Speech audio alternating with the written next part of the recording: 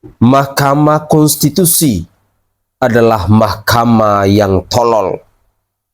Mahkamah Konstitusi adalah mahkamah yang dungu.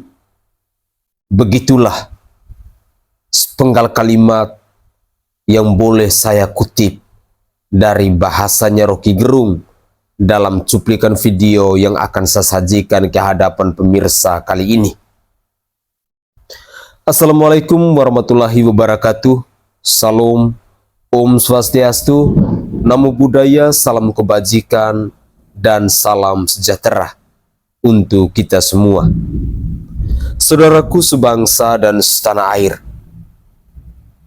pada tanggal 22 April 2024, kita rakyat Indonesia akhirnya mengetahui keputusan yang diambil oleh Hakim Mahkamah Konstitusi yang berjumlah 8 orang itu. Tiganya mengabuli permohonan dari paslon 01, yakni Bapak Anies Rashid Baswedan dan Bapak Muhaimin Iskandar. Sedangkan 5-nya menolak permohonan dari pemohon. Dengan demikian, keputusan bahwa yang sah, yang berhak, atau yang menang dalam Pilpres 2024 ini adalah Bapak Prabowo Subianto dan Bapak Gibran Rakabuming Raka. Tetapi ceritanya semakin panjang ketika kita mencoba untuk mengamati kecaman-kecaman dari netizen, kecaman-kecaman dari para influencer, kecaman-kecaman dari para pengamat politik di bangsa ini kepada Mahkamah Konstitusi. Banyak yang menilai bahwa Mahkamah Konstitusi telah mencoreng wajah demokrasi di bangsa ini. Dalam beberapa menit ke depan, saya berharap bahwa pemirsa sekalian bisa menyimak cuplikan-cuplikan video berikut ini. Benarkah hakim di Mahkamah Konstitusi telah mengambil sebuah keputusan yang salah sehingga mereka harus menerima kecaman-kecaman dari netizen, dari rakyat Indonesia ini? Mari kita cek videonya.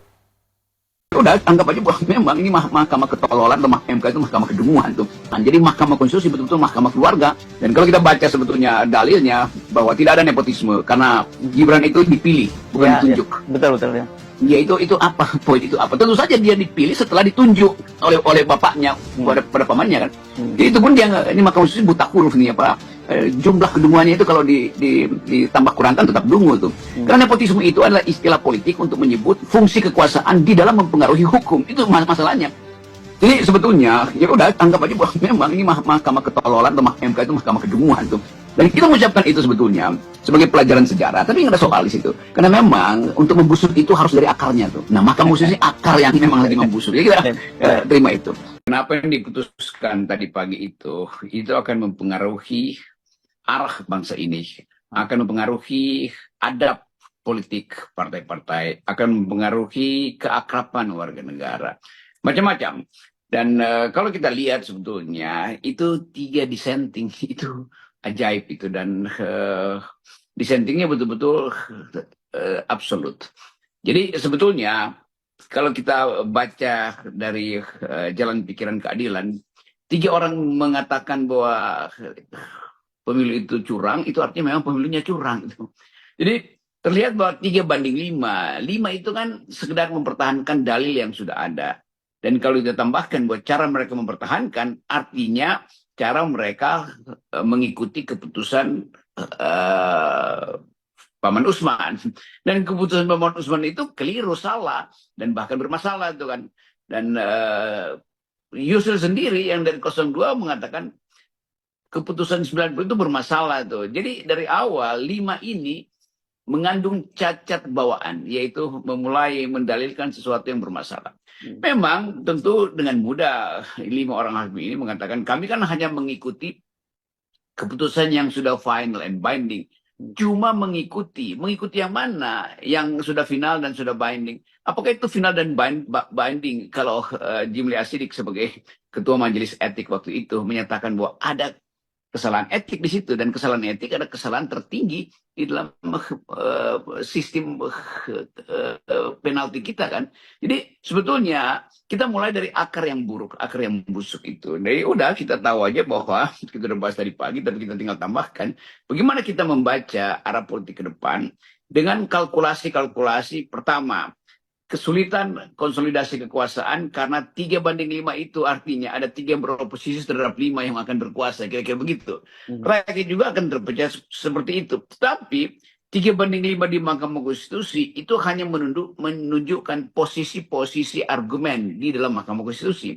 Sementara di luar, rakyat sebetulnya mungkin 80% atau 90% menginginkan keadilan. Jadi apa yang tidak diucapkan oleh oleh hakim itu terbaca di dalam kemarahan rakyat hari-hari ini. Tapi kita tahu orang Indonesia itu punya semacam sikap nerimo tuh, walaupun upaya untuk membersihkan kembali hasil Mahkamah Konstitusi masih bisa dibawa ke parlemen, dan itu melalui hak angket misalnya itu. Nah itu saya kira itu ya peluangnya tetap ada. Ibu Mega mungkin bisa menampung, karena Ibu Mega adalah orang yang menganggap bahwa ia perjuangan di Mahkamah Konstitusi sebagai amicus curiae, tetapi di dalam parlemen nanti PDIP begitu punya standing politik dia bisa mempersoalkan bahkan semua kebijakan yang akan dibuat oleh 02 ini, oleh Pak Prabowo dan Gibran ini akan dipersoalkan di DPR. Tentu orang akan bilang ya udahlah nggak usah berharap hal yang sama tuh, karena toh nanti juga PDIP dibujuk-bujuk. Tapi itu juga akan menunjukkan kualitas dari Ibu Mega tuh. Artinya pada akhirnya ketika gagal di Mahkamah Konstitusi, maka Ibu Mega menjadi taruhan. Dan itu beban itu sekarang ada pada Ibu Mega tuh. Tinggal Ibu Mega mau menjawab apakah Ibu Mega juga mau dissenting opinion dengan menjadi oposisi, atau mau memuluskan kembali apa yang sudah diputuskan di Mahkamah Konstitusi. Innalillahi wa inna ilaihi raji'un. Telah wafat demokrasi dan semangat reformasi di Indonesia karena ditenggelamkan, dikubur, dimatikan oleh keputusan Majelis Hakim Mahkamah Konstitusi tanggal 22 April 2024.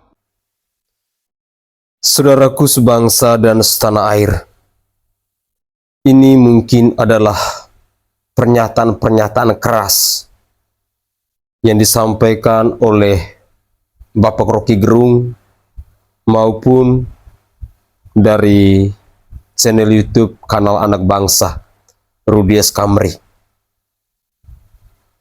Benarkah bahwa ada kesalahan besar yang dilakukan oleh Mahkamah Konstitusi dalam pengambilan keputusan terkait dengan sengketa Pilpres 2024 ini? Ataukah pernyataan dari Bung Rocky Gerung dan Rudy S. Kamri ini membuktikan bahwa mereka tidak setuju, mereka tidak terima dengan keputusan dari Mahkamah Konstitusi yang memenangkan Bapak Prabowo Subianto dan Gibran Rakabuming Raka. Tetapi apapun itu, negara kita ini adalah negara demokrasi, negara di mana kita rakyat Indonesia diberi kebebasan untuk bersuara. Ketika kita melihat ada tanggapan, ada hujatan, bahkan kita mendengarkan sendiri ketika seorang Rocky Gerung dia mengatakan bahwa Mahkamah Konstitusi adalah mahkamah kedunguan, mahkamah ketololan, mahkamah keluarga. Apakah benar demikian?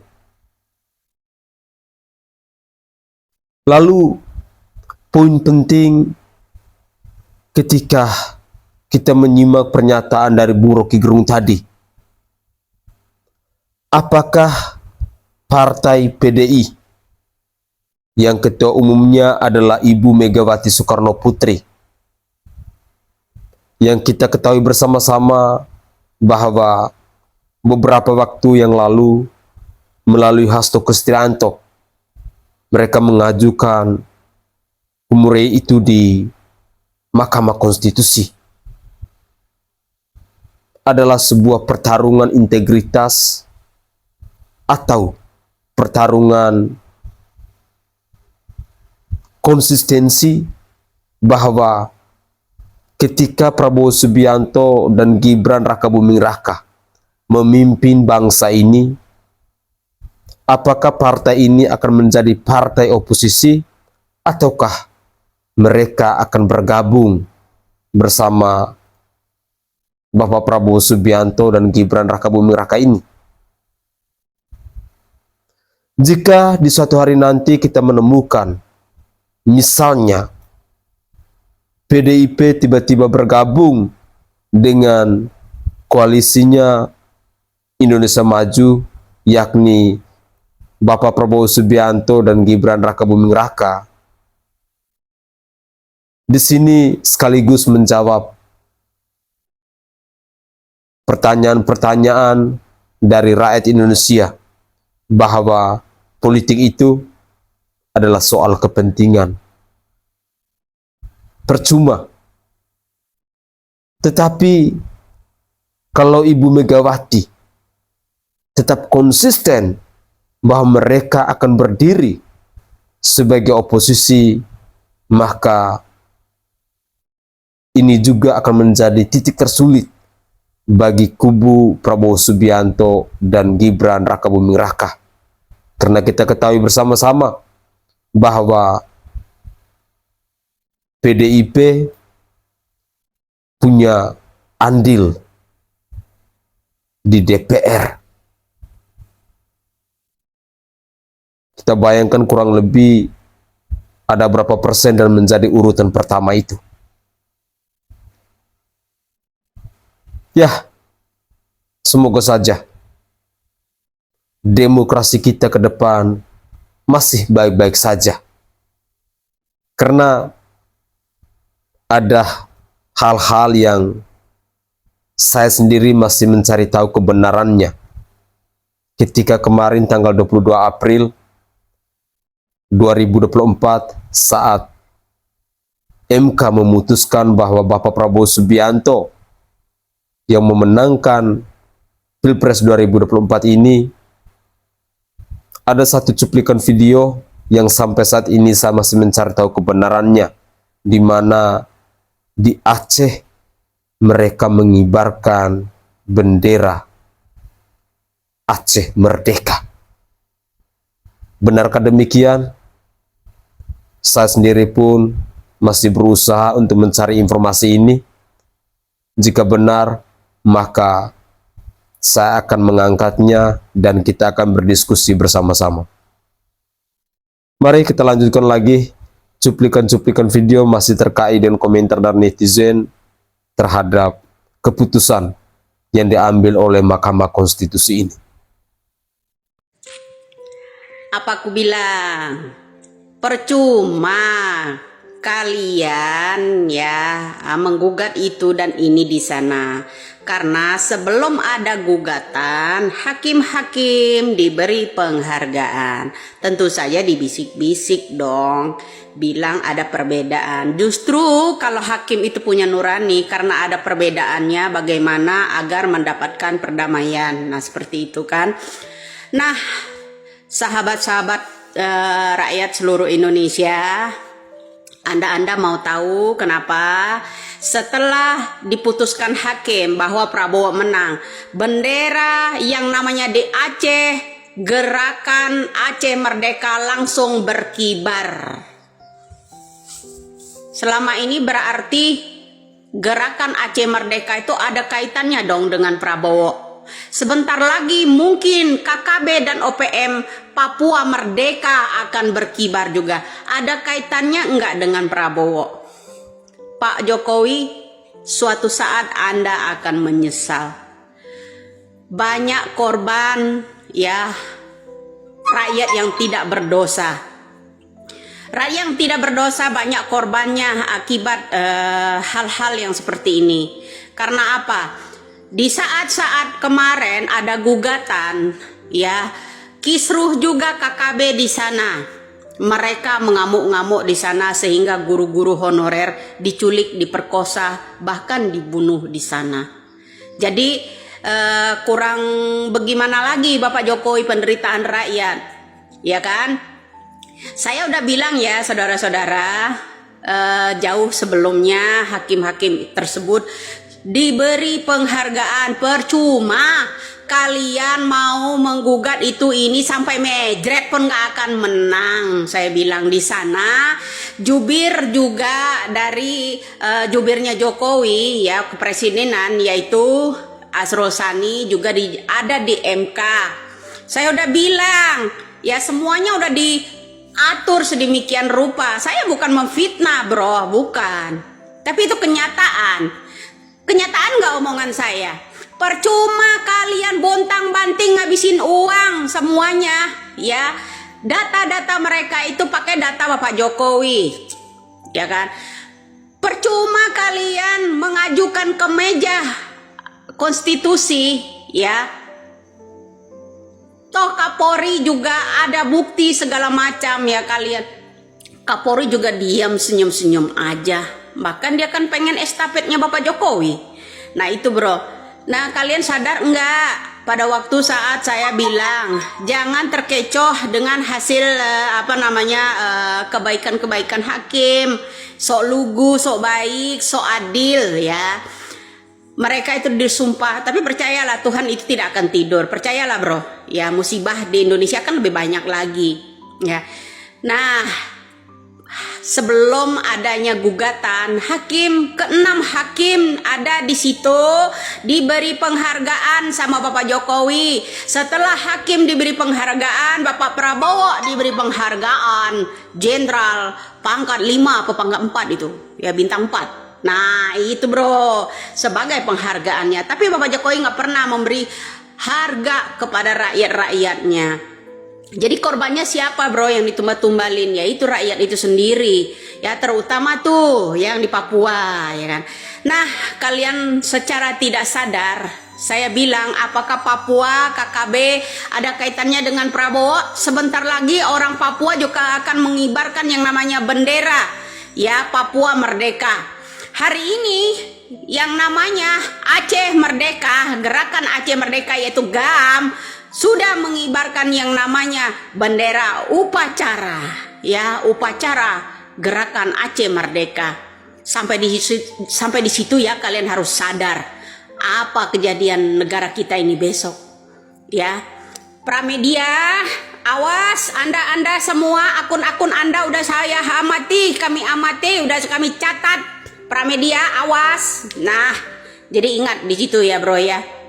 Jadi salam waras aja. Kalau yang belum tahu konten saya sebelumnya, anda bahwa sebelum ada gugatan ke Mahkamah Konstitusi ini, keenam hakim, salah satu ada nama Asrul Sani di situ juga diberi penghargaan. Ya, jangan lupa. Saya bilang jangan terkecoh sama hakim-hakim itu. Kenyataan kan? Ayo siapa yang benar? Saya atau orang-orang ana? Ya kalau bilang saya itu fitnah. Bener kan? Kejadian kan? Salam waras, salam NKRI. Ingat bro, ada kaitannya nggak Prabowo dengan gerakan Aceh Merdeka dan KKB? Besok mungkin KKB juga akan upacara mengibarkan bendera mereka. Papua Merdeka. Hari ini sudah terjadi upacara pengibaran bendera gerakan Aceh Merdeka. Prabowo menang. Salam waras. Sidang di MK ini adalah teater hukum dunia. Putusan sengketa Pilpres dalam sepanjang sejarah baru yang hari ini ada dissenting opinion. Ganjar yang pertama, proses hukum tentang pemilu ini udah selesai. Tentang Pilpres tidak ada upaya hukum lagi karena keputusan tentang hasil Pilpres itu harus melalui Mahkamah Konstitusi. Kalau tidak ada perkara, Mahkamah Konstitusi memberitahu ke KPU bahwa tidak ada perkara, itu namanya konfirmasi. Kalau ada perkara, hasilnya vonis, dan vonisnya hari ini. Oleh sebab itu ya kami menerima demi keadaban hukum, ya.